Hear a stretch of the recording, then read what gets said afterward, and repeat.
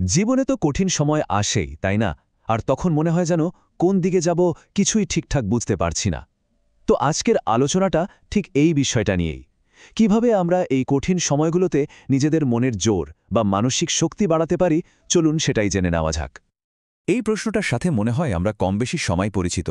একটা সময় আসে যখন মনে হয়, আরে সবকিছু যেন হাতের নাগালের বাইরে চলে যাচ্ছে, একদম দিশে হারা লাগে। আর বিশ্বাস করুন, এই অনুভূতিটা কিন্তু একদমই স্বাভাবিক।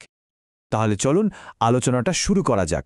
আর প্রথম যে কাজটা করতে হবে সেটা হলো কঠিন সময়ের বাস্তবতাকে স্বীকার করে নেওয়া এবং এটা মনে রাখা যে এই লড়াইয়ে কিন্তু কেউই একা নয়।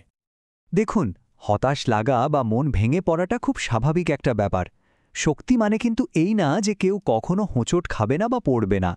আসল শক্তিটা হলো পড়ে যাওয়ার পর আবার কিভাবে উঠে দাঁড়াতে হয় সেটা শিখে নেওয়া। এটা কোনো দুর্বলতা না, এটা বরং একটা প্রক্রিয়া। আচ্ছা, এই যে আমরা মানসিক শক্তি বা মেন্টাল স্ট্রেংথের কথা বলি, এটা আসলে কি? অনেকেই হয়তো একরকম ভাবেন, কিন্তু এর আসল মানেটা হয়তো সম্পূর্ণ অন্যরকম। চলুন এই ধারণাটাকে একটু ভেঙে দেখা যাক।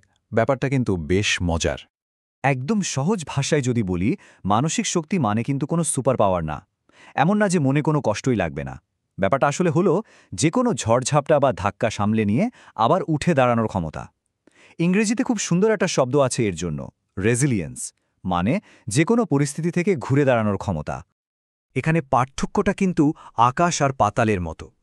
দেখুন, সত্যিকারের মনের জোর মানে হলো নিজের অনুভূতিগুলোকে গ্রহণ করা, কষ্ট হলে সেটাকে বোঝা, রাগ হলে সেটাকে স্বীকার করা। আর অন্যদিকে আছে অনুভূতি চেপে রাখা, মানে সব ঠিক আছে এমন একটা ভাব করা, সমস্যা থেকে পালিয়ে বেড়ানো। এটা কিন্তু কোনো সমাধানই না, বরং সমস্যাকে আরও জটিল করে তোলে। এই ব্যাপারটা অনেকটা জিমে গিয়ে মাসেল বানানোর মতো। যেমন নিয়মিত ব্যায়াম করলে শরীরের পেশি শক্তিশালী হয়, ঠিক তেমনি মানসিক শক্তিও কিন্তু অনুশীলনের মাধ্যমেই বাড়ে। এটা এমন কোনো জিনিস না যা কেউ জন্ম থেকে পেয়ে যায়, এটা চেষ্টা করে অর্জন করতে হয়। তো প্রশ্ন হলো, কিভাবে এই মানসিক শক্তি বাড়ানো যায়? এর প্রথম আর সবচেয়ে জরুরি স্তম্ভটা হলো নিজের চিন্তাভাবনাকে নিয়ন্ত্রণ করা। কারণ দিন শেষে আমাদের ভাবনাগুলোই কিন্তু আমাদের বাস্তবতাকে তৈরি করে। এটাই আমাদের সবচেয়ে বড় হাতিয়ার। এখানে ৩টে খুব সহজ কিন্তু দারুণ কার্যকরী ধাপের কথা বলা হয়েছে। প্রথমটা হলো, যে জিনিসগুলো আমাদের নিয়ন্ত্রণের বাইরে সেগুলো নিয়ে মাথা না ঘামিয়ে যেগুলো আমরা আসলেই বদলাতে পারি সেগুলোর ওপর ফোকাস করা।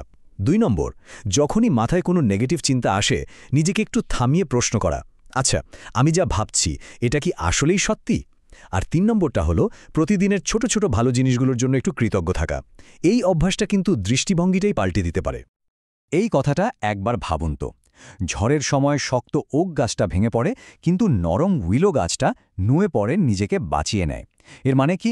এর মানে হলো সব সময় শক্ত হয়ে থাকাই শক্তির পরিচয় না, বরং পরিস্থিতির সাথে নিজেকে মানিয়ে নেওয়ার ক্ষমতাই হলো আসল টিকে থাকার কৌশল।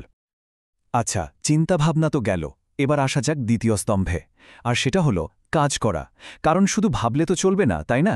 ছোট ছোট কাজে কিন্তু শেষ পর্যন্ত বড় পরিবর্তন নিয়ে আসে। যখন সবকিছু খুব এলোমেলো লাগে তখন এই ৩টে জিনিস দারুণ কাজ করে। ১.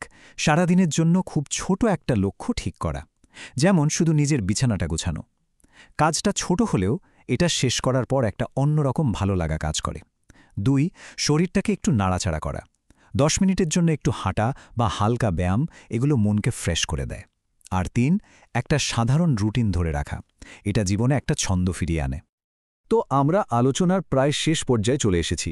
চলুন এতক্ষণ যা কিছু জানলাম সেগুলোকে একসাথে মিলিয়ে সামনের পথটা কেমন হতে পারে তা নিয়ে একটু ভাবা যাক। তাহলে আজকের আলোচনা থেকে মূল যে বিষয়গুলো আমরা নিতে পারি সেগুলো হলো: ১. নিজের অনুভূতিগুলোকে স্বীকার করা, ২. মানসিক শক্তিকে ভেঙে না পড়ে ঘুরে দাঁড়ানোর ক্ষমতা হিসেবে দেখা, ৩. নিজের চিন্তাকে নিয়ন্ত্রণ করা, আর ৪. ছোট ছোট কিন্তু কার্যকরী পদক্ষেপ নেওয়া। আর সবশেষে সবচেয়ে জরুরি যে কথাটা মনে রাখতে হবে সেটা হলো, মানসিক শক্তি অর্জন করাটা কোনো শেষ স্টেশন বা গন্তব্য নয়। এটা আসলে একটা জার্নি বা যাত্রার মতো। প্রতিদিন একটু একটু করে ভালো সিদ্ধান্ত নেওয়া, ছোট ছোট ইতিবাচক পছন্দের মাধ্যমে নিজেকে গড়ে তোলার একটা নিরন্তর অনুশীলন। তাহলে এখন প্রশ্ন হলো, আজকের এই আলোচনা থেকে নিজের জন্য কোনো একটা ছোট পদক্ষেপ নেওয়া যায়? হতে পারে সেটা খুব ছোট কিছু, কিন্তু শুরুটা তো হোক। এই উত্তরটা না হয় প্রত্যেকে নিজের মতো করেই খুঁজে নেবেন।